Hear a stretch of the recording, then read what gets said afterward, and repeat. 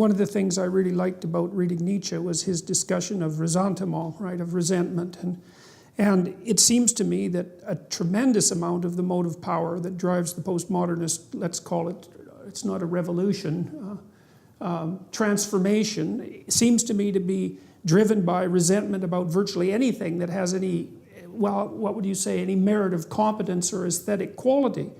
And I don't know if that's, it seems to me that that's partly rooted in the academics' disdain for the business world, which I think is driven by their relative economic inequality, because most people who are as intelligent as academics are from a pure IQ point of view make more money in the private sphere, and so I think that drives some of it.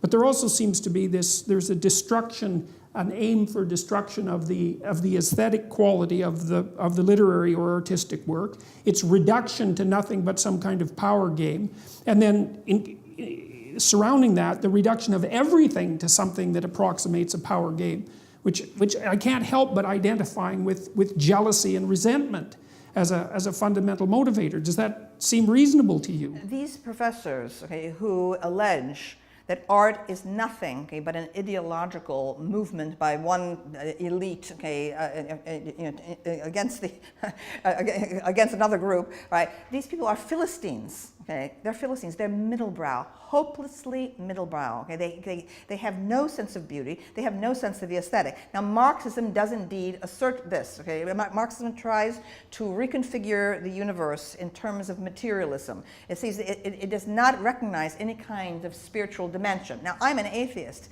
but I see the great world religions as enormous works of art, okay, as the best way to understand the universe and man's place in it. I find them enormously moving. They're like enormous poems. Right? What I have called for, the true revolution, okay, would have been, okay, to make the core curriculum of world education, the world, okay, the great religions of the world. I feel that is the only way to achieve understanding, and it's also a way to present the aesthetic. Okay, because I feel that the real '60s vision was about exaltation, elevation, cosmic consciousness. Okay, right? All of these things, okay, were rejected, okay, by these midgets, okay, intellectual midgets who seized on to Lacan, Derrida, and Foucault. Right? My career has been in the art schools. So my entire career, beginning at Bennington College. Right? So I represent a challenge to this from the perspective of art. Right? It is an absolute nonsense, okay, as post-structuralism maintains, that reality is mediated by language, by words, everything that we can know, including gender. It's absolutely madness, because I'm teaching students whose majors are ceramics, okay, or dance, okay, who are jazz musicians, who understand reality in terms of the body, sensory activation. Okay? So what happened was something was going on in the art world as well. I identify with Andy Warhol and pop art. Okay, that was what was going on during my years in college.